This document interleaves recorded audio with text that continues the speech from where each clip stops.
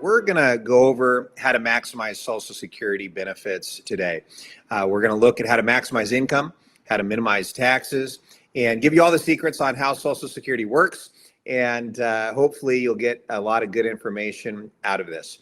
So we're going to move ahead through the guide here. I'm going to be working off of this guide. And so if you want to follow along with me, we do have a staff here in the office that helps people with their retirement planning, investments, wealth management, the whole bit. These are some of the people that are in our office. All the people on that page are in our San Diego office, with the exception of Matthew Klein, who is our New York office advisor. So those are some of the people in the office. Troy Robertson is also our attorney on staff that does living trust, powers of attorney, estate planning, so on and so forth. So let's move ahead here. Our company's been featured in a lot of places. We've actually been recognized by the San Diego Business Journal as one of the top wealth management firms and actually one of the fastest growing financial advisor firms in San Diego County. And we oftentimes work with people all over the country, not just San Diego, but we do have a pretty big presence here with a lot of advisors. So a lot of our clients are in San Diego. But of course, over the years, as people have moved and retired, we have quite a few people around the country now. We've been doing this a long time. A lot of what I cover, by the way, today is in a lot more detail in my book, and you're welcome to get a copy of the book. If you reach out to one of our advisors in the office, you can simply just say, hey, I'd like to get a copy of Matt's book. There's a lot of stuff in that book. In fact, there's one page in this slide here that is an entire chapter in my book, and it's just one slide here. So I'll do my best to cover everything, give you all the best detail I can with the limited time that we have. So let's move ahead here. This is an interesting one. Before I jump into Social Security and how to maximize it, how to minimize taxes, since I am a financial advisor and people oftentimes on these videos, these webinars, they are interested in retirement planning, how to take Social Security the right way. And they also potentially work with financial advisors who give them advice on their wealth management and their investments. And so I want to give you 3 secrets while we're here on working with a financial advisor. Since I am a financial advisor, I'm going to do my best to go through these. So you want to make sure that you understand 3 things. And so there's 3 things on this page that I want you to really focus in on. The first word there, independent, is an important word. And so independent is important because most financial advisors, I say most because more than 50% are captive. What a captive financial advisor is someone who works with a company that the company tells them what financial products that they can offer their clients. And so, for example, if you work with a company like Edward Jones, it's amazing. Everyone gets recommended American funds, mutual funds. Well, that's because that's the investments that they tell their advisors they have to sell. When you work with a company like Ameriprise, all they do is recommend RiverSource annuities. Well, no independent advisor would ever recommend a RiverSource annuity. They have very high M&E charges, very high sub-account fees. They're not very good. But unfortunately, if you're an Ameriprise advisor, that's the only annuity you can offer your clients. So just ask that question. When you're out there talking to a financial advisor, you're getting advice from people, just ask that question. Are you independent or are you captive? And obviously, you want to work with an independent advisor that can work with any investment anywhere out there in the marketplace. Very important. The second thing that I want to give you, which I think is really important, and these are just 3 really good secrets inside baseball on financial advisors. The second word here is the word fiduciary. Fiduciary is a very important word. And what fiduciary means is that financial advisor has a special license. In fact, there are so many different licenses that an advisor might have. In fact, I have 5 different licenses that to offer all the different investments and things that we do in our office. But there's so many different licenses that the SEC offers, the insurance departments, various compliance and regulatory bodies. And so you don't know exactly who you're working with sometimes, but there's one license that's more important than all the other licenses. This license is so important. It's called the fiduciary license. It's also called the Series 65 license, SEC license. This is the one that says that financial advisor is legally bound to act in your best interest. It's what's called the fiduciary license. Now, not all financial advisors are fiduciaries. In fact, the majority of them are not. In fact, looking at the numbers, the statistics, only about 20% of financial advisors are actual fiduciaries. Most of them, 80%, are under a different standard. They're under what's called a suitability standard. So they just have to offer investment products that are suitable for you, not necessarily the best ones like a fiduciary advisor. But the real reason that a fiduciary advisor is important is on the assets under management. A fiduciary advisor is legally, they have to charge the same amount of money no matter what the different investments are. And so if a fiduciary advisor charges 1% like we do on active assets under management, what essentially happens is that advisor is not biased in any way. They get the same 1%. So I want you to think of yourself as a financial advisor and say, if I have two mutual funds to offer, and I'm not a fiduciary, and one mutual fund pays me a 1% commission or a load, and one mutual fund pays me a 2% commission or load, which one am I going to recommend to my client? Well, it's human nature. We're going to recommend the 2%. It pays us more. But when you remove that and a fiduciary advisor gets paid the same no matter what the investment is, now they're going to say, well, the only way I make more money is if my clients' accounts go up. Which one's really better? And it changes how a financial advisor thinks. So I really recommend asking, how are you licensed? Do you have a fiduciary license? So that's important. So the first thing is, are you independent? Second thing is, are you licensed as a fiduciary? And the third thing is the most important, and that's the word custodian. Custodian is the most important of all. We actually use Charles Schwab as the custodian. It used to be TD Ameritrade for many, many years. And of course, TD Ameritrade and Schwab merged. So Charles Schwab is the current custodian. It really doesn't matter who it is. It doesn't matter if it's Schwab or Fidelity or Vanguard. Just make sure that your financial advisor uses an outside company to hold all of the investments and all the assets. And this is really, really important because when you are out there talking to advisors, just because they're independent and a fiduciary doesn't necessarily mean they're a good financial advisor. In fact, I'll give you an example, probably the most infamous financial advisor of all time, a guy named Bernie Madoff. Okay, he was independent and licensed as a fiduciary, but if you understand the word custodian, you can never, ever get ripped off by Bernie Madoff. It's impossible to get ripped off by Bernie Madoff. In fact, if you understand the word custodian, the reason Bernie Madoff got away with what he did is because people were writing checks to his company that he had custodial control over. So he had to control the bank accounts. If you have a financial advisor that uses an outside custodian, like Charles Schwab, what ends up happening is all your money is at Charles Schwab. It's not at your financial advisor. They have no custodial control. You get your statements from Schwab. It's all set up. That advisor might get a 1% annual fee to manage the investments. So to choose the different stocks and ETFs and mutual funds and the things in your account. But at the end of the day, your money's actually at Charles Schwab. It's not with the advisor. So if you can remember that, it is more important than anything. This, I hope, will protect you for the rest of your retirement, just knowing these things. You want your advisor to be independent. You want to be licensed as a fiduciary. You want to make sure they use an outside custodian to hold the money. So now that I've covered some of those are important, let's move ahead here. We do a lot in our office. It's not just obviously Social Security maximization. We do a lot with investments, financial planning. We work with over 1,000 families, helping them with their investments and retirement planning and wealth management. We manage, we're responsible for hundreds of millions of dollars here for our clients. We have an attorney on staff, does living trust, powers of attorney, estate planning. We have people that can help you with Medicare, Medicare Advantage, Medicare supplement plans. We even have a mortgage brokerage division. In fact, we actually closed down a lot of our office during 2021 when the 30-year mortgage rate dropped to 2.5%. We actually got all of our advisors to start going through our whole database, looking for everyone who had a mortgage, and we refinanced just a ton of people. And we're not even a mortgage company. We're not a refinance company. We just knew that we could help so many people because I knew once they stopped all the quantitative easing and all of the government stimulus that the interest rates on mortgages would jump right back up. And sure enough, it did. And so we were able to help a lot of people during that time when interest rates were low. So we do a lot in the office. Today, I'm going to focus mostly on Social Security, how to get the most out of it.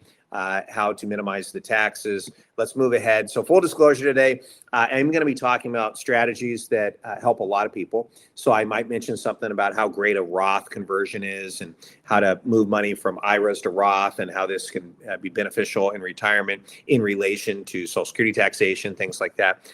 Well, just because I say a certain strategy is a really good strategy for a lot of people, it doesn't mean it's a good strategy for you. It depends on your individual situation. So with that in mind, please do not act on any of the financial planning strategies or ideas we share with you today without the help of a licensed financial advisor.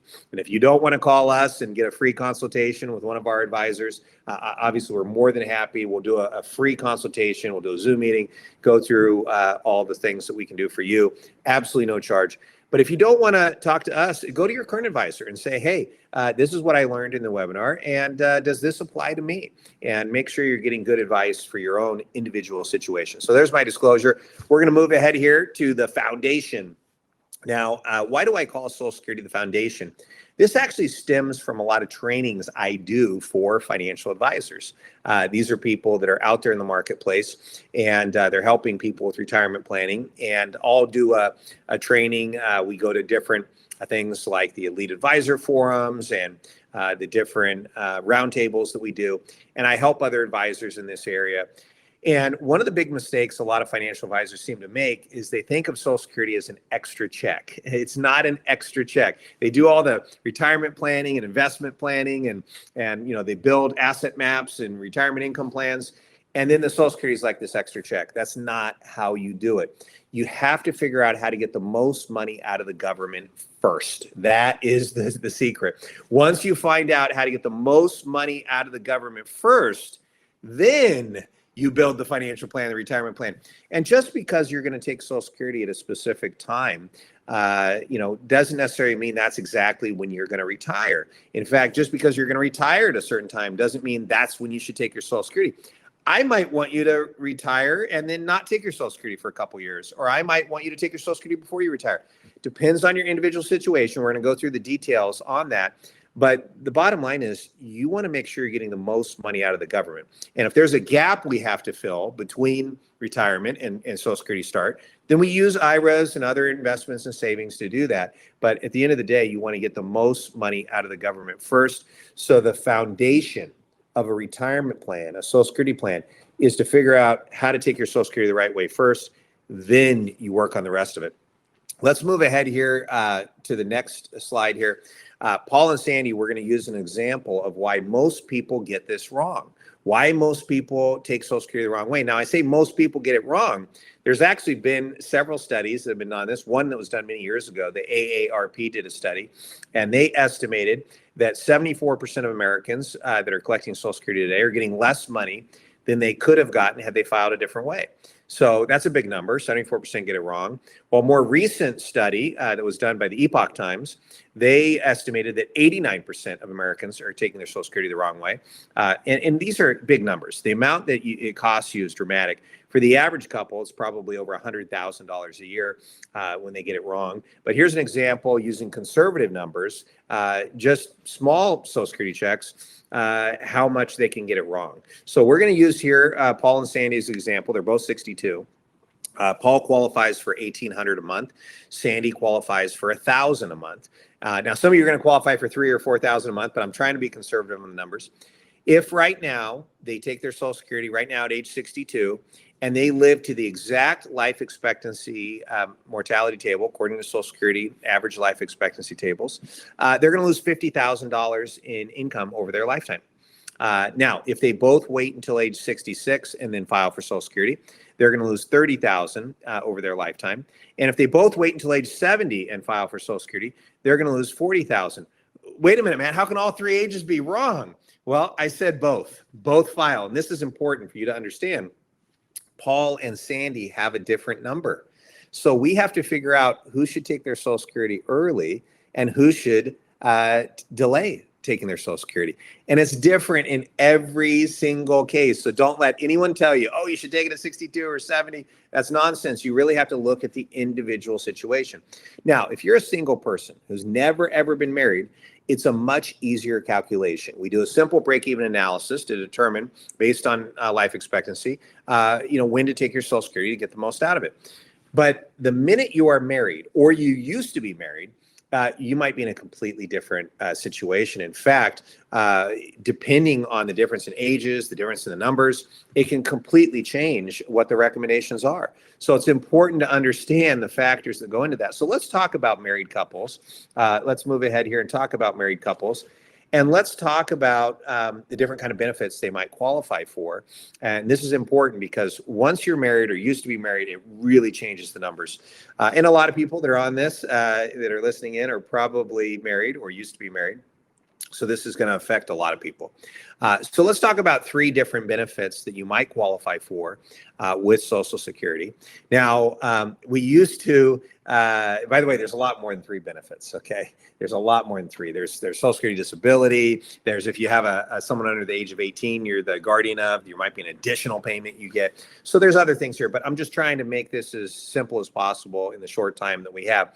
Now, you used to get a piece of paper in the mail that told you what you got at 62 and 67 and 70. And the government's been a little stingy about sending those out lately.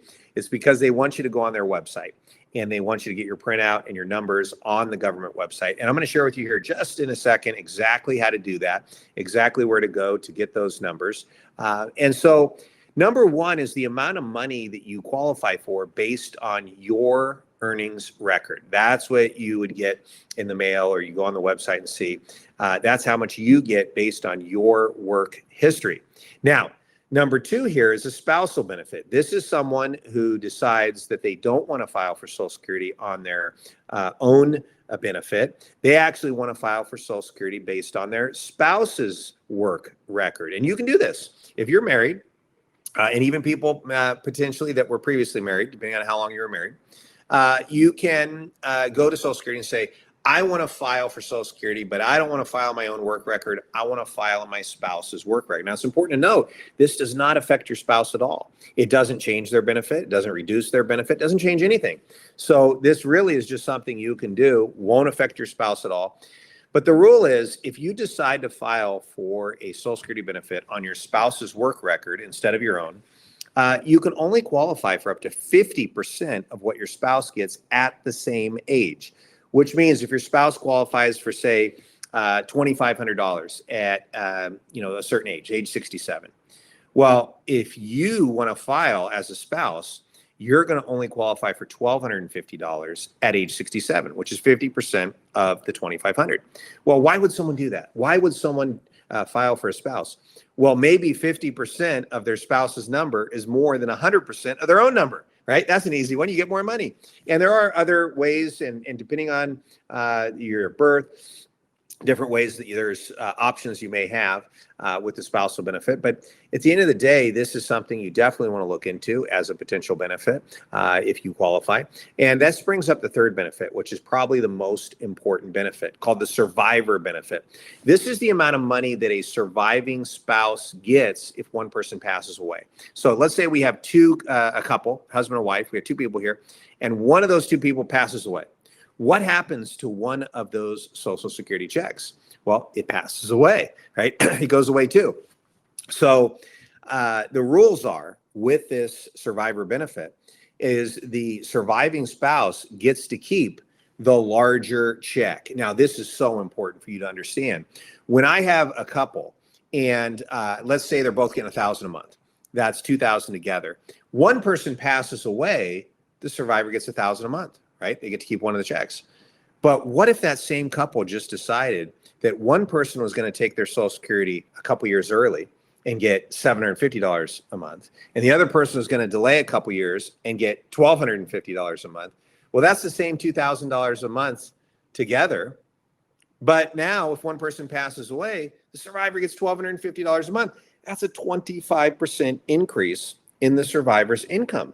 And this is a really, really big deal. And the reason this is such a big deal actually is tied into inflation.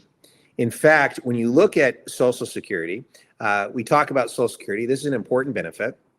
And you total up how much you get. Let's say that you get this piece of paper from the government in the mail, or you go on the website and get your printout, and it says you get a certain amount every month. And let's say you're 62 right now, and that form says you get a certain amount at age 62. If you take your Social Security right now, that is an accurate number. Okay, but if that same piece of paper, that same printout, says you get a certain amount at age 70, that's a wildly inaccurate number. In fact, they're factoring in no inflation for the next 8 years on that number. And so when you look at that number, if it says you get $3,000 a month at age 70, you might actually get $4,000 a month at age 70, but they are not factoring in any inflation. And this is important. The inflation's real. It's been a big deal. So when we start talking about inflation, you look at how much Social Security has increased. Well, this year we know in January it's going to be 2.5%. The reason we know that the inflation increase is 2.5% is because the government operates on a federal fiscal year, which runs from October 1st to September the 30th. On September 30th of any given year, they're going to know what inflation is based on official numbers, and they're going to increase everyone's Social Security checks the following January. So this January coming up in 2025 is 2.5%. But the January in 2024, that went up 3.2%. January of 2023 went up 8.7%. Inflation really spiked up that year. And then in January 2022, it was 5.9%. So we look at these numbers, and what's the average been, say, for the last 50 years? I mean, you go back and say, what is the average cost of living adjustment, the average inflation rate, according to the government, per year? It's been about 4%. It's actually 3.99. So you look at the numbers and you say, okay, I know that inflation is going to be about 4% a year based on history. So 4% going forward. Why is this such a big deal? Well, I want you to understand over the course of someone's lifetime, let's say the average person, say they live to be 80 years old, okay? Over their lifetime, the value of money, the currency, the US dollar, is going to actually be absolutely destroyed by the tune of 23 times. To say this a different way is whatever you can buy on the day you're born for $1, you're going to need $23 on your 80th birthday to buy the same number of goods and services. And that is based on a 4% simple compounded inflation rate. Now, I would argue that I think inflation may be worse in the future than it has been in the past with the current government deficits and all the money printing that they're doing in Washington, D.C. today. So you look at those numbers and you say, boy, this cost of living adjustment is pretty darn important. And it really is. It makes a huge difference because when you talk about this survivor benefit, if the survivor gets $1,250 a month now instead of $1,000, that's an extra 25%, but it's a lot more than that because it compounds every year based on inflation. If you get a 5% inflation adjustment on $1,000, it's an extra $50 a month. But if you get an extra 5% adjustment, say on $1,500, it's an extra $75 a month. Compounding, compounding, compounding. This is a major, major deal. And I actually believe the government decided to use this against everyone many years ago when they changed when you could take your Social Security.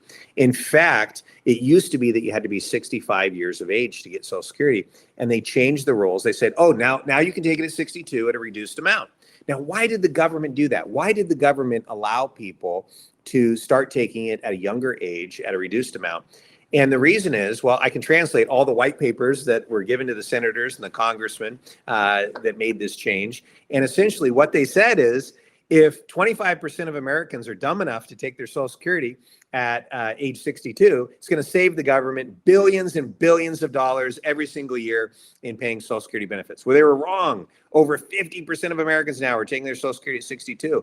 And I think the main reason is people don't understand how valuable the cost of living adjustment is. It's a major, major deal. So you really need to factor this in. You need to look at the cost of living adjustment.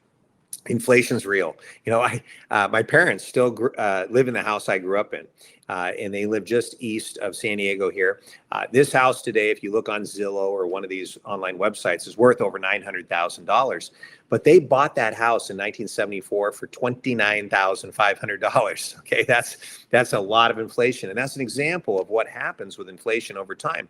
And everything gets more expensive: gasoline, groceries, airline tickets. So it's really important to understand how Social Security works, how it grows with the cost of living adjustment, and how it compounds on top of itself. So that survivor benefit obviously becomes a really, really big deal. Now, obviously, it's a lot more important when I have a couple where one person has a much bigger check than the other person. So we have to decide who should take it early and who should delay. We also have to look at say there's a big age gap. Say they're more than 2 years difference in age. Say they're 3, 4, 5 years difference in age. Well, one person's going to reach Social Security age a lot sooner than the other person. So we got to calculate, how to do that. Well, I have good news for everyone. We'll get to this in a future slide, but I want to make sure that everyone understands. We used to do this with a piece of paper and a pencil and a calculator, and we tell our clients, how to take their Social Security the right way. But today, I feel a little guilty. We just plug your information into an advanced computer algorithm, prints us a 12-page report that says exactly how to take your Social Security mathematically based on your situation. And you are welcome to get one of these reports absolutely free of charge. Okay, you don't have to even do a Zoom meeting. You don't have to come in for an appointment. You don't even have to. You just call the office. Say, I want a Social Security report.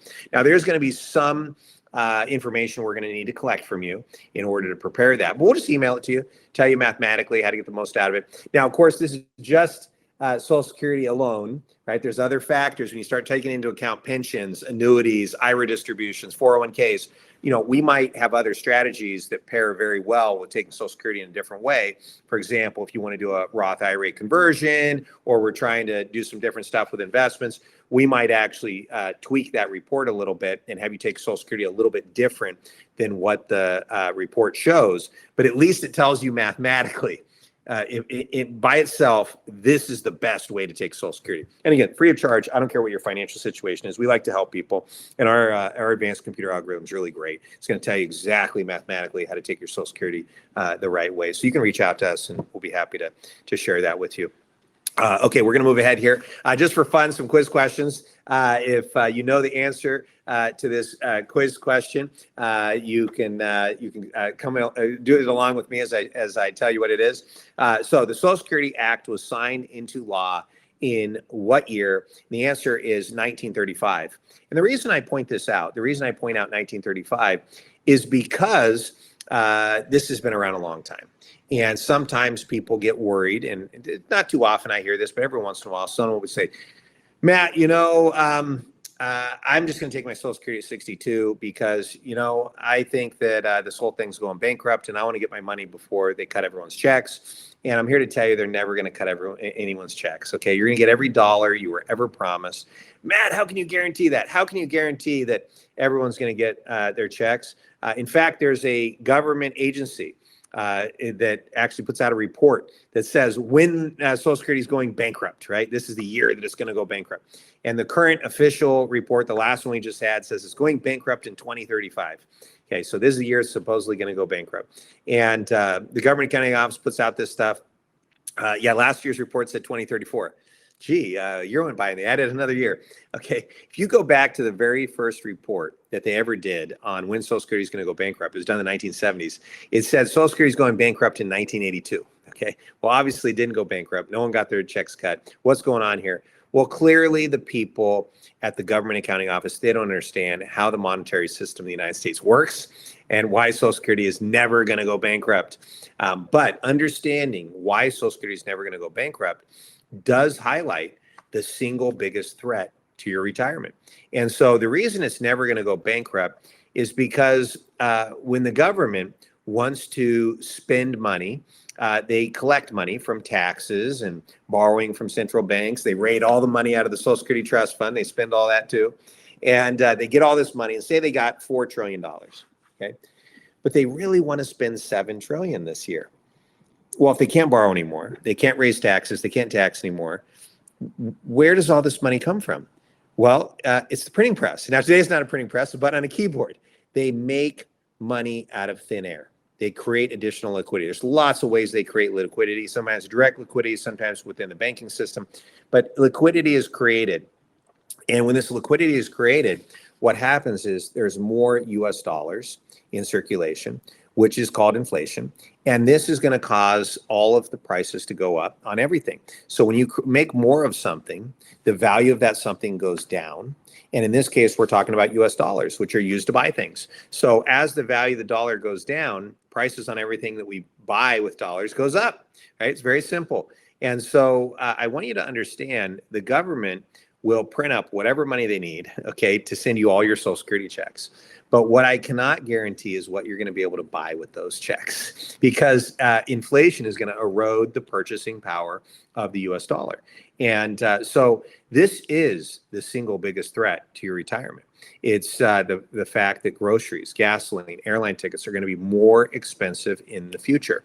And so one of the things that's important is I know your Social Security is always going to be there. They're always going to make the money they need. They're always going to create the liquidity to send you your checks. But unfortunately, you're going to need it because the prices on everything is going to be so much higher in the future.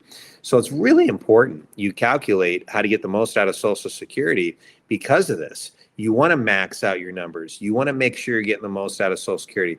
And the fact that so many people get this wrong, and today I hope to make it so you get it right. It's, I think, really powerful for us to look at how this works with the monetary system, how Social Security income is calculated, and also how it's taxed. This is a big one. So let's move ahead here. And let's talk about someone who might want to take their Social Security. Now, I mentioned before, I said pretty provocatively, hey, a lot of people that take their Social Security at 62, this is a bad idea. Well, here's the deal. The average person, for the average American, the worst time to take your Social Security is age 62. Mathematically, for the average person, this is a bad idea. But there are people that should take it at 62. In fact, there's people that should take it earlier if you get Social Security disability. There's a huge benefit to be able to take it early and get a larger check. So there's a lot of cases where you might want to take it early. But even for someone who doesn't qualify for disability, they still want to may take it at 62. And the reason is that I'm basing everything based on average life expectancy. See, if you take your Social Security, if you delay it and you don't take it right away, you have to make up all those old checks that you could have gotten with the higher payment in the future. So in other words, let's say that the optimal time to take your Social Security is 67, and you could have taken it at 62. That's 5 years of payments that you're not collecting. You have to make up the sum total of all those payments with the future checks. Now, this becomes a lot easier when you factor in cost of living adjustment, because when you start with a much bigger number by delaying, your cost of living adjustment is going to be factored in. In fact, one of the biggest mistakes people make when they're calculating their Social Security is they're looking at their Social Security report and it says, this is what I get at 62, this is what I get at 67, this is what I get at 70, and they just multiply it. They multiply it by like, okay, well, I'm going to multiply this by 25 years, and I'm going to multiply, this one by, 20 years. And that's not how you do it. That's not how it works. There's a cost of living adjustments built in. You can't just multiply that number, because you have to factor in the COLA, the cost of living adjustment per year, which compounds on top of itself. So you understand how powerful this is. If someone in, say, January of 2023 was 67 years old, how much more are they getting on their Social Security check by waiting 1 year? Just someone who's 67 in January 2023, they waited 1 year to take their Social Security. They delayed it. How much more did they get? They actually got an extra 16.7% for waiting 1 year. 16.7% for waiting 1 year. And that's because they got an 8.7% inflation adjustment, and they got an 8% increase for delaying their Social Security from age 66 to 67. So that extra 16.7 is in year one. But then all the cost of living adjustments compound on top of that, all those numbers. So it ends up adding up very quickly. And so your break-even points may be a lot sooner than you think. So this is something we want to calculate. And by the way, we do this on our Social Security report. If you have us run one of our reports through our computer algorithm, it's going to say, if you take your Social Security here, you got to live this long. If you take it here, you got to live this long. If you take it here, you got to live this long. This is what's called your break-even analysis.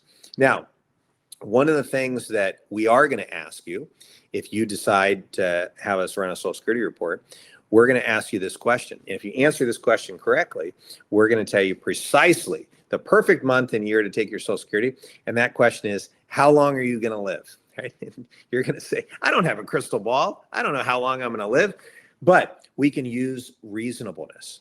If you say, my dad lived to be 86, my mom lived to be 89, and I'm in good health, and I stay away from sugar, and I get lots of exercise, and the doctor says I'm doing great, is there a good chance you're going to make it to 86 or 89? The answer is yes. Yeah, it's a good chance. You got the family history. Doctor says you're doing well. That's a reasonable expectation.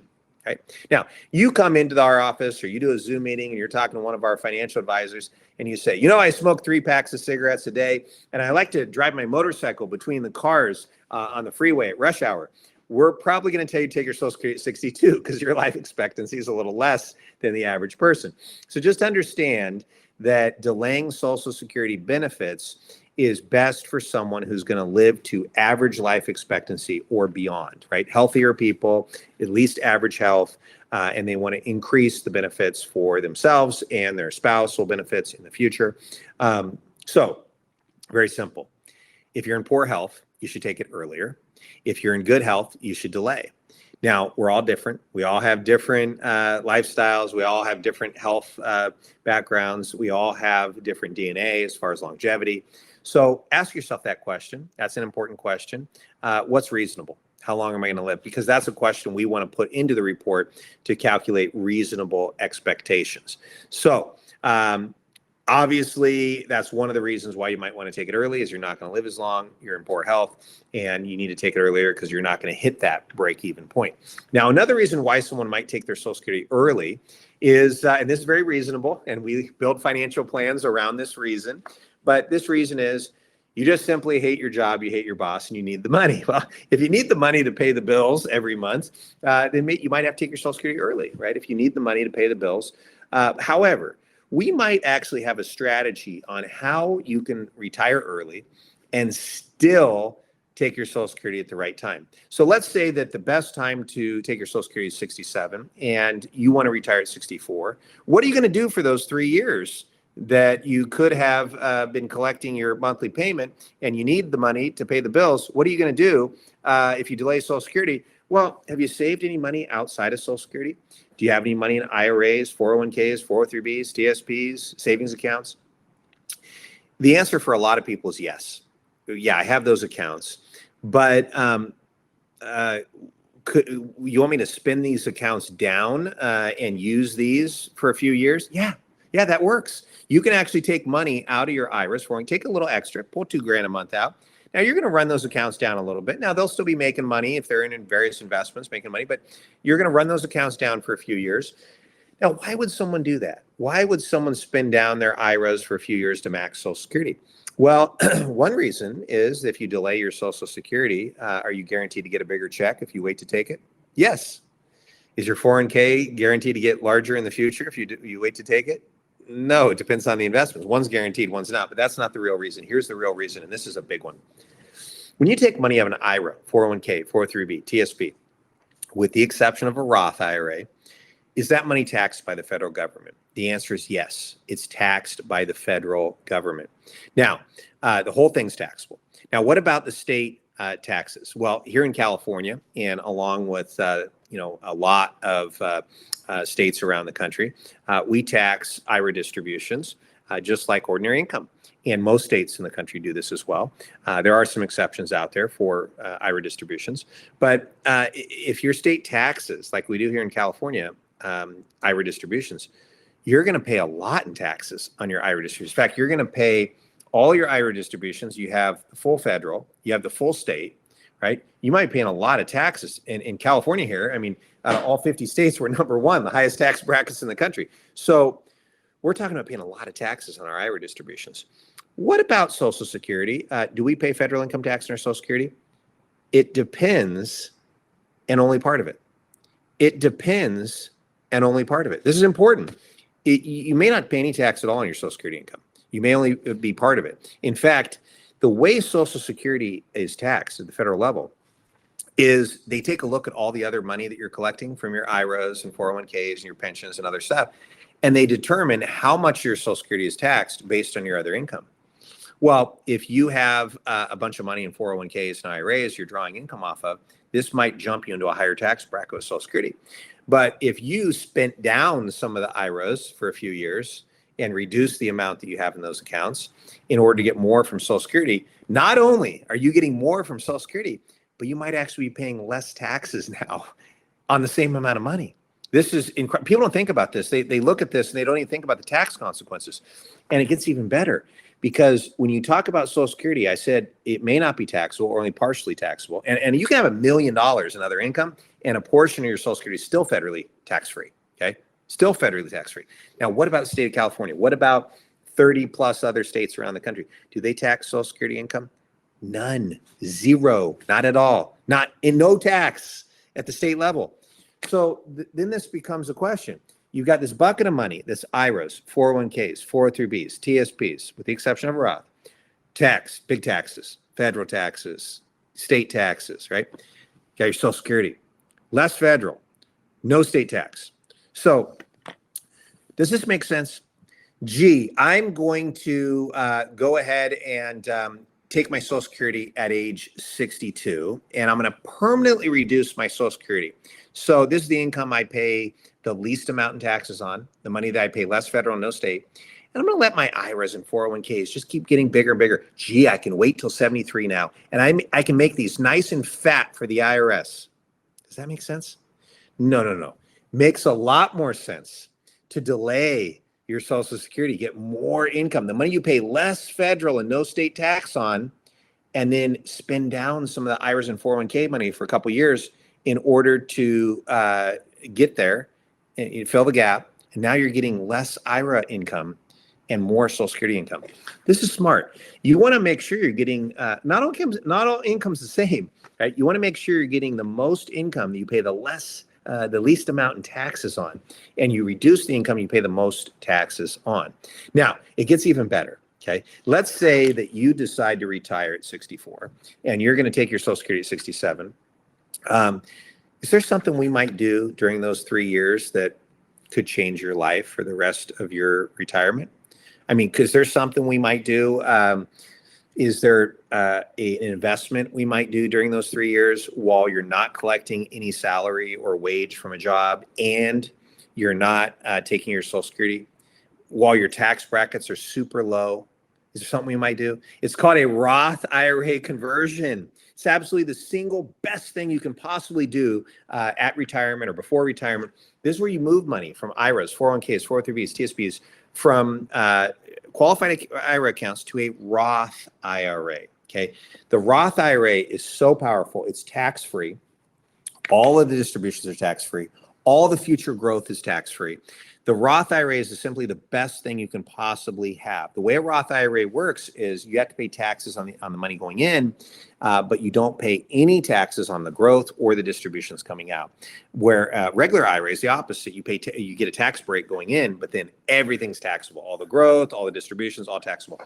So one really good strategy, and everyone talks about this because it's so brilliant, is you move money from IRA to Roth IRA. And if you do this while your tax brackets are real low, it's a brilliant strategy. And we can make it even better. We have strategies here in the office, and a lot of financial advisors out there do too, where we can transfer money from IRAs to Roth IRAs using valuation discount methodologies. This is where you pay less taxes on the transfer when you convert it.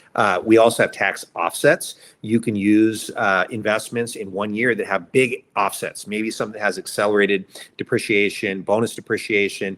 Maybe we're going to go into an investment that has intangible drilling costs, has some big tax deductions up front. So what you do is while you're doing this conversion, you can actually mate it with a bunch of tax offsets. And sometimes we can convert people's money literally for free. I have clients, we'll move 100,000 from IRAs to Roth, no tax, because we created a bunch of offsets on doing it. So if you can create a window between when you take your Social Security and when you retire, This window could be a prime opportunity to convert. And obviously, you got to pay tax on the conversion amount, but if we can reduce it and we can offset it, we're in a position where you get a lot more money in a Roth IRA.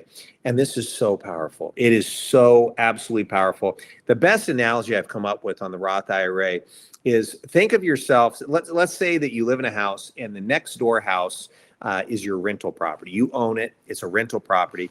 And let's say that house is, let's just say it's worth $1 million. Okay, it's $1 million house. Here in San Diego, $1 million house, average house, 3-bedroom, 2-bath, $1 million, cheap house. Okay, so somewhere else in the country, you might say 500,000. But let's say you got this $1 million house. And let's say there's a $400,000 mortgage on it. If you sell that house, are you going to get $1 million? No, you're not going to get $1 million. And assuming no capital gains or realtor fees or anything else, you're going to get 600,000. You're not going to get $1 million because there's a $400,000 mortgage. You got to pay off your mortgage and then you get the balance. So really, you don't have $1 million rental property. You have 600,000 because of the mortgage. Well, if you cash in $1 million IRA or 401k, it's got $1 million. Your statement says it's $1 million, right? You're right there. My 401k at Vanguard or Fidelity or Charles Schwab, $1 million. If you cash that thing in, are you going to get $1 million? No, you're going to get about $600,000 because that account has a mortgage on it too. Now that mortgage is to the IRS. Okay, when you cash it in, you got to pay taxes on that account. And so really you don't have $1 million 401k or IRA, you have a $600,000 account. So when we're talking about this account, what you need to understand is that $600,000 in that account, in the event that it goes up in value in the future. Let's go back to the house and say, you know what? Let's say that the house that we have, let's say it doubles in value. Let's say you don't cash in you don't sell your house, you keep it for another 10 years, okay? And it goes up in value. Say the $1 million house goes up to $2 million, okay? And you sell it at $2 million, okay? Did the mortgage go up by $400,000? Did your $400,000 mortgage go to $800,000 because the house doubled? No, that would be a horrible mortgage. I mean, who's going to take out a mortgage that it doubles when the house goes up? I mean, my $2 million rental or my $1 million rental goes to $2 million, and now my mortgage, the bank now says I owe $800,000 instead of $400,000. That's a pretty bad mortgage. What happens when your $1 million IRA or 401k goes from $1 million to $2 million? What happens to the IRS mortgage? It doubles. It goes to $800,000, right? So yeah, this is a really bad mortgage. So my suggestion is pay off your 401k, your IRA house. Okay, get rid of the mortgage. And by doing that, you're moving it from a traditional IRA, 401k, 403b, TSB to a Roth IRA. Then it becomes a tax-free house, tax-free 401k. And when it doubles in value, you get to keep it all of it. And so this is really important. You want to get as much as you can into Roth IRAs. And so this just creates an extra opportunity. By taking your Social Security the right way, you might be creating an opportunity to do Roth conversion, to do some fun things. So we're going to move ahead here. Big question, how much will I get out of Social Security? Well, first we got to find your year of birth. And then go to the right. We're all different as far as our full retirement age. So if you happen to be born in 1954, your full retirement age is 66. If you happen to be born in 1957, your full retirement age is 66 and 6 months. So just understand what your full retirement age is. So you can see here when the numbers matter. And all of us that are born 1960 and after, myself included, is age 67 is full retirement age. So this is the other number that we need to get. If you want us to run a Social Security report that tells you exactly mathematically when to file, we need to know how much you qualify for at your full retirement age. We don't need any other numbers. We don't need your age 62 or your age 66 or any other. We just need your full retirement age numbers, whatever your full retirement age is. So if you were born in 1954, it is age 66, but if you were born in 1960, it's age 67. So know what that is. Let's move ahead here. This is how you get it. You go to this website, ssa.gov. You make sure you open an account. If you've never done this before, you got to open an account. They send you verification on the email and all that good stuff. And so just follow the instructions here. You click the link that says get personalized retirement benefit estimates, and you get your plan for retirement section and gives you your numbers. Now, obviously, I'm moving ahead here on the webinar, but if you want this sent to you, we can email you the instructions. So just reach out to us. We'll be happy to send the instructions over to you if you need to on where to go to get your number. But this is one of the things we need. If you want us to run a Social Security report, I got to know how much your number is at your full retirement age, and I got to know how long you're going to live, right? So give me a reasonable number. And you can just use averages if you want. You say, men live to be 81, women 84 and a half. Great, we can use that. But, you might be able to shed some light on your own personal situation. I mean, we all have different DNA, different longevity. I will tell you the longest living people in the world are actually an American demographic. They have a median life expectancy of 93.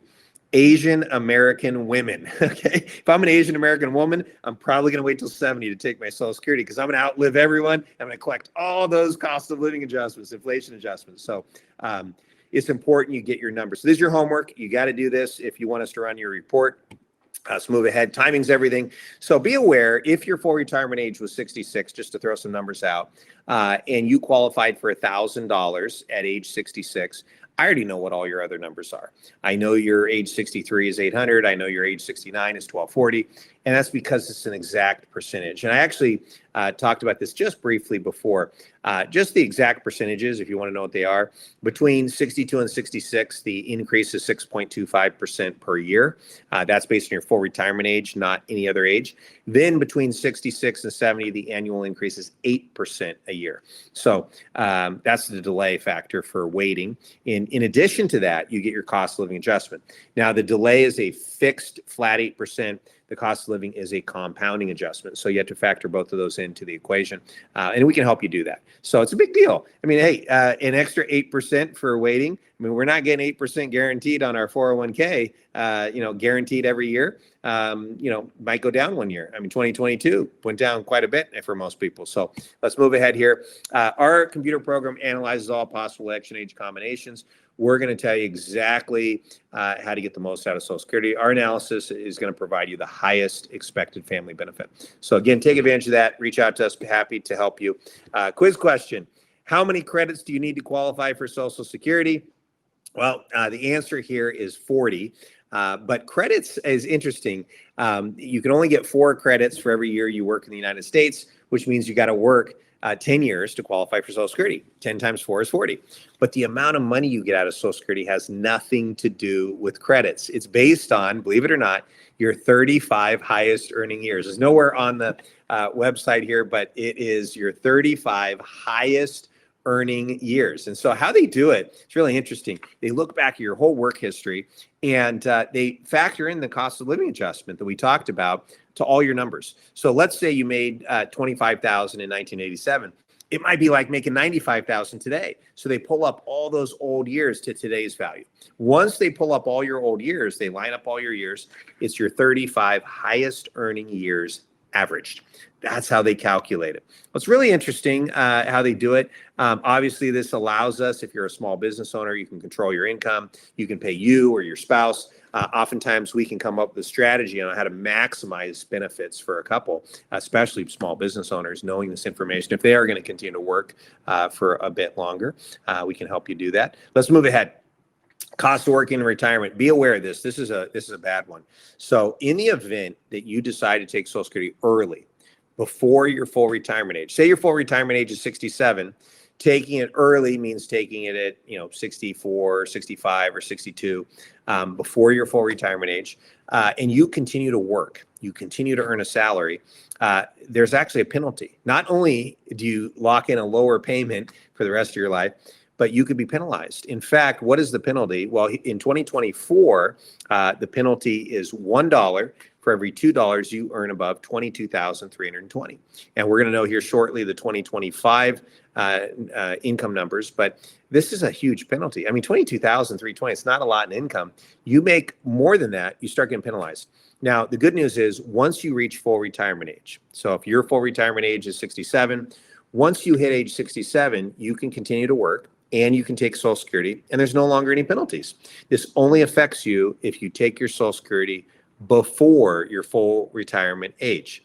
And a lot of us, that's age 67, myself included. So if I decide to start taking my Social Security before 67, I cannot work and have a job making $22,320. And it's important. This earned income, money that you're collecting from employment, money that you're paying into Social Security, things like interest income, dividends, passive income from a rental property, capital gains, none of that counts. That's not earned income.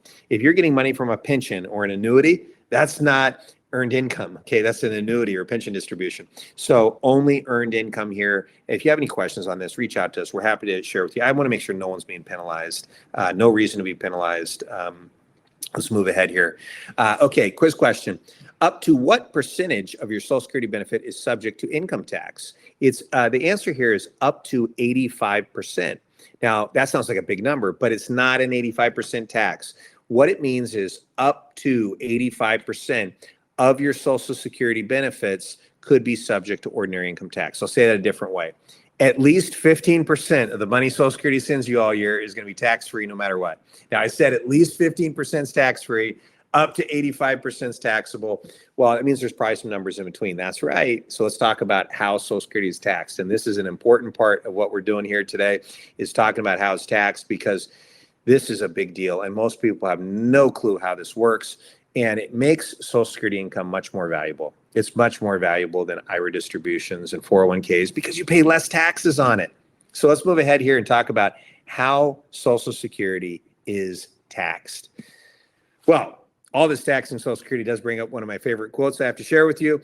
The only difference between death and taxes is that death doesn't get worse every time Congress meets. Well, that was Will Rogers, and that would be a lot funnier if it wasn't so true. So, yes, it seems unfair. It's unfair. You've spent a lifetime paying into Social Security. You have to pay taxes going in. Now you have to pay tax coming out.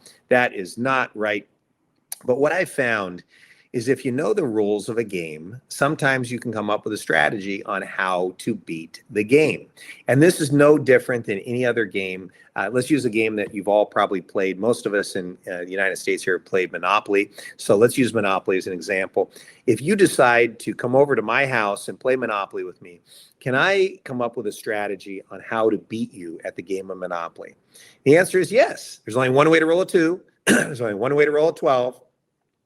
But there's 16 different ways to roll a 6, 7, or an 8. So I know statistically where you're probably going to land before you even throw the dice. I also happen to know there's 40 squares on the board, which gives us a 1 in 40 probability of landing on any given square. However, there's one square on the board that's far hotter than all the other squares. This square is so hot that there's another square on the board that sends you back to that square. And it happens to be 20 squares away from that square. From a statistical odds, it's the most likely landed on square on the third roll that sends you back to that square. So then it's like a death loop. Every time you go to that square on the third roll, you get sent back, and you just keep getting sent back to that square. Also, if you roll doubles too many times, you go to that square. There's a chance card. There's a community chest card. All sends you to that square. So knowing that information, it's really, really important that I'm more than happy to give you Boardwalk and Park Place for New York Avenue so I can have my little orange Monopoly. Now, why do I want my little orange Monopoly? Well, the orange properties are 6, 8, and 9 squares away from jail. So those are the most likely landed on squares on the entire board. So I want to own that Monopoly. I want to own those squares. Far more valuable than Boardwalk and Park Place. And by the way, the red property is the second best because they're the most likely landed on the second roll after leaving jail. So, by the way, never buy hotels. Buying hotels is not a good idea.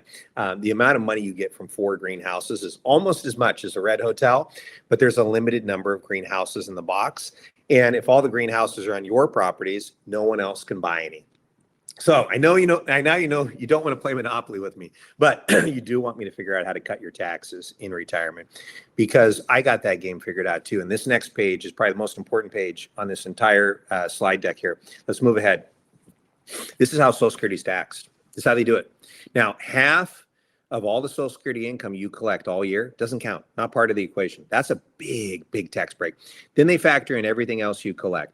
Your pensions, your annuities, your dividends, your IRA distributions. They take that, they total it up. You're a single person in the first column. You're a married couple in the bottom there in the middle column. And so let's do some math on this. Make sure everyone understands this page. This is important. Let's say that I've got a couple and they're each getting $2,500 a month each. from Social Security. $2,500 for him and $2,500 for her. That is $5,000 a month together.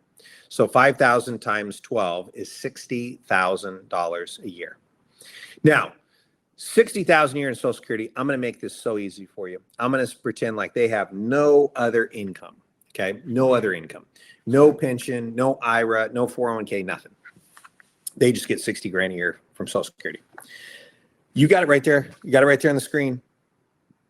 How much of their Social Security is subject to tax if they're getting 60 grand a year, married couple? You've got the numbers. A lot of people are looking at it going 85%. That's not accurate. What's the first thing we have to do to that 60,000? We have to cut in half. Half of it doesn't count. Half the Social Security. So 60 becomes 30. If we have nothing else to add, 30,000 for married couple, none, zero, no taxes, no taxes at all. So it's $5,000 a month, no taxes at all. What if that same couple decided they were going to take their Social Security early at 62 instead of 66 or 67 or 68? And instead of getting $5,000 a month, yeah, in fact, instead of getting $60,000 a year, they're only going to get $40,000 a year now. But you know what? They preserved all their 401ks, their IRAs. They didn't spend those down in order to max out their Social Security.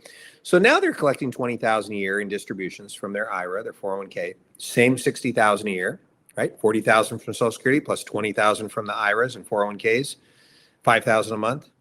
Now how much is the Social Security subject to tax? 50%. Same $60,000 a year. Now half your Social Security could be subject to tax. Now on top of that, the IRA distribution, fully taxable by the federal government, and now the state's going to get involved. Now you total up the total amount of tax. Here in California it's high, but you total up all the taxes you got to pay on that $60,000. It's just shy of $4,000 a year. Now the question I have for all of you is, would you like $60,000 every year and pay no taxes, or would you like 60 grand every year and pay $4,000 to the federal and state governments? Most people choose to pay the $4,000 every year because that's how they filed for their Social Security. Let's not be part of that group. Let's ask ourselves, can we take our Social Security the right way? Can we do some other things with our investments and our assets to try to reduce this? I mean, what, 60,000 is not enough in income? I agree. I couldn't live on $60,000 a year. So what about someone who decided to come to us and they converted their IRAs and 401ks to Roth IRAs? And let's say that they used our advanced strategies. They used the valuation discounts. They used the tax offsets, but they still had to pay a little bit in tax. So let's say I have a husband and wife. They both got $500,000 in their 401k. So $500,000 for him, $500,000 for her. Let's say we convert that to a Roth over a few years, and we had to pay some tax. So after a few years, it's just back to $500,000. But now it's all Roth. Okay, so the amount of money they had to pay in tax, they've made it back up in the investments. So $500,000 now is in a Roth for him and $500,000 is in a Roth for her. It's $1 million in Roth money together as a couple. And let's assume they get a 6% return, which today you almost get it guaranteed, 6% with all the higher interest rates we got. So $60,000 a year, they're not going to touch their principal. They're just going to keep their $1 million Roth money. So that's $60,000 a year, $5,000 a month. $60,000 a year plus the $60,000 from Social Security. It's $120,000 a year, 10 grand a month in income. How much tax are they going to pay? Zero, nothing. 10 grand a month, no tax at all. Oh, it's still not enough. Well, I also happen to like real estate, depreciated investments, people that have rental properties, people that have apartment buildings, storage units, assisted living, love those. Depreciated income, tax-free, depreciated real estate income. I also happen to really like royalties, oil and gas. I mean, natural gas. Great investment. Great investment. Oh, Matt, we're going to all drive Teslas. What do you need natural gas for? Well, natural gas, first of all, we need it because this AI and the data centers and everything, they're using more electricity than ever. We need more electricity. They're saying that we're going to need double the electricity here in just a few years because of all the data centers. So we need more energy. And the problem is wind, it only works when the wind is blowing, and solar, it only works when the sun is shining. And so we need base load power. And that comes from natural gas. It also can come from coal, which we've gone away from, but still 15% of America is still run on coal. That's a big savings for the environment. If that's your thing, let's switch it over. Let's get it from coal to natural gas, right? What about the rest of the world? 30%, the rest of the world. A lot of China, India is on coal. That needs to get switched to natural gas. Natural gas is a great investment. Absolutely great investment. We need the baseload power going forward. And by the way, we here in San Diego, we put solar panels on our roof. We can charge our Teslas. We got lots of sun. But can the people do that in Seattle or Chicago or Detroit or Boston? No, they can't do that with the solar panels. They're going to plug their Teslas into the wall. Where does the power come from that comes out of the wall? It comes from the natural gas power plant down the street. So I want to own the royalties on these investments. And the nice thing about royalties is we can use something called depletion. So we can deplete our minerals, our oil and gas, and it's more tax-free money. So let's say you're getting $60,000 a year in Social Security, 60 grand a year in Roth IRA distribution, 60 grand a year in depreciated real estate, 60 grand a year in depleted royalties. It's 240,000 a year, 20 grand a month. How much tax are we paying? Zero. Nothing. So it's very important you put together a plan, not just on your Social Security, but your other investments. How can we make sure your investments are in the right investments? First of all, there's been big changes in the markets, big changes in politics, big changes in interest rates. We need to make sure your investment's in the right spot, number one.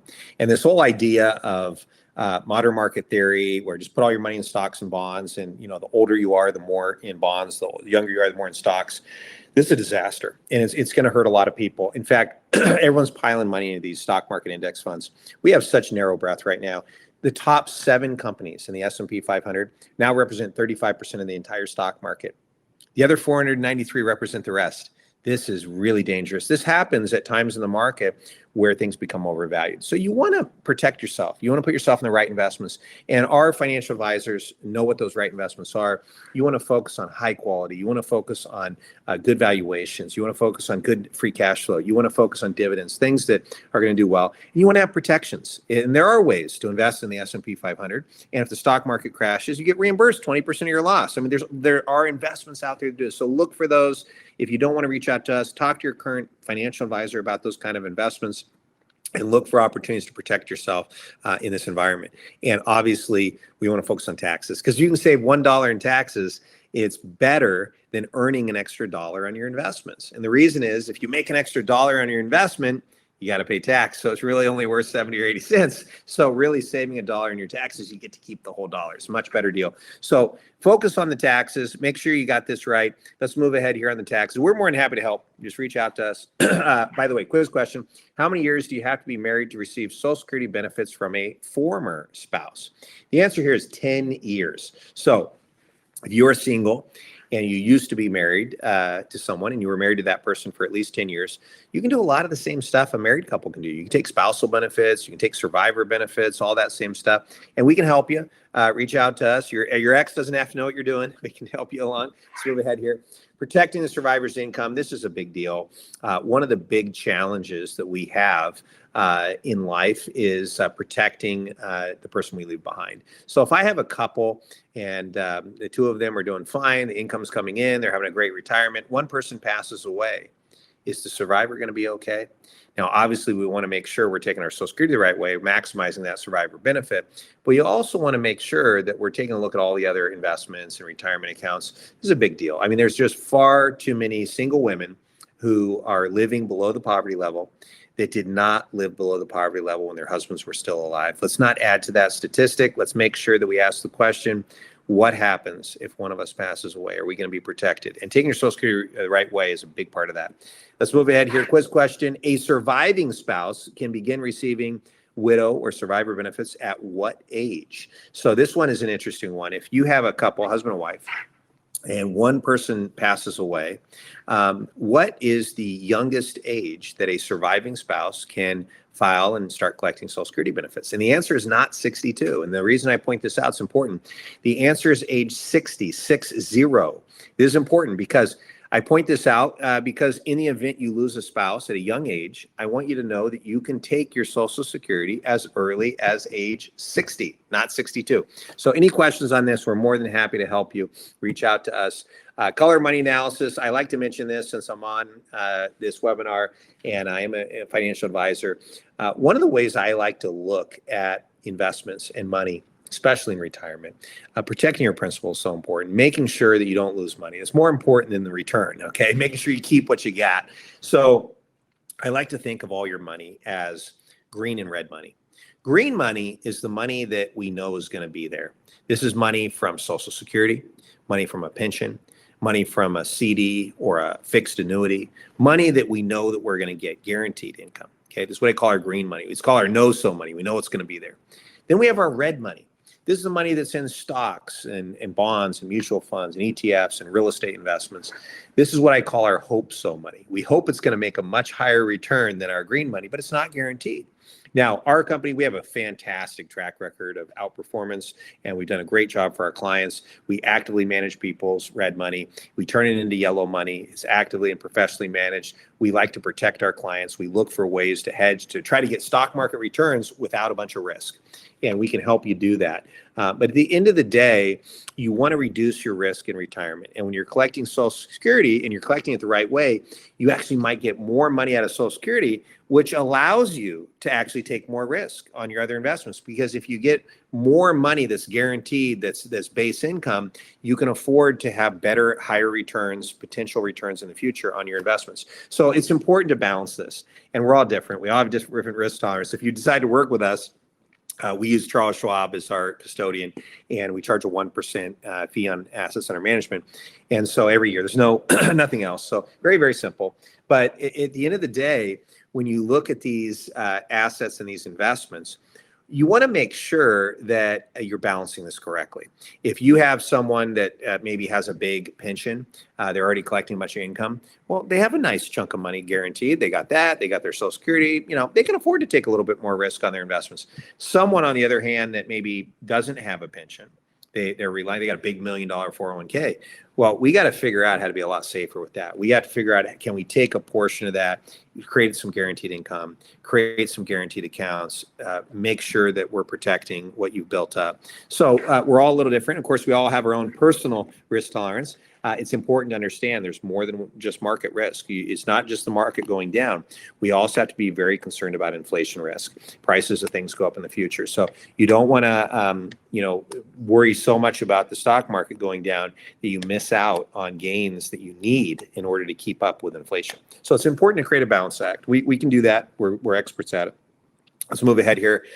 Reverse mortgage, something I like to point out on every single one of these. I love to talk about reverse mortgage because what I've found is a portion of the people that come see us, a portion of those people are what I call house rich and cash poor.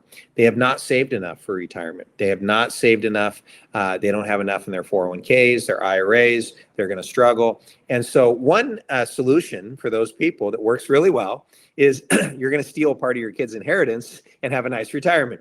And so this is a way you can take equity out of the house, spend it, and you don't have to make any payments. You don't have to make any mortgage payments. It's great. Just have to pay your tax, property tax, insurance, but you don't have to make any mortgage payments.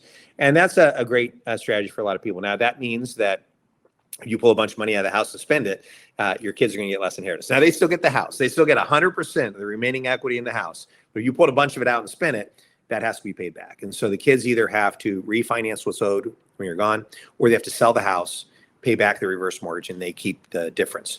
And so it's a great program, I think, for a lot of people that need it. If you haven't saved enough money for retirement, it's definitely a consideration for helping. And it's tax-free money, which is great. You can, and that's pretty nice too, because if you bought a house for a certain price and it went way up in value, and you take out a reverse mortgage, it's all tax-free on the income that you get from this thing. And you might actually be taking out, in some cases, more on the reverse mortgage than you paid for the house to begin with. So not a bad strategy from a tax standpoint. Let's move ahead here. How much cash can you get? Depends on your age. Give us a call. We'll be happy to help. Might be 40, 50% of the value of the house.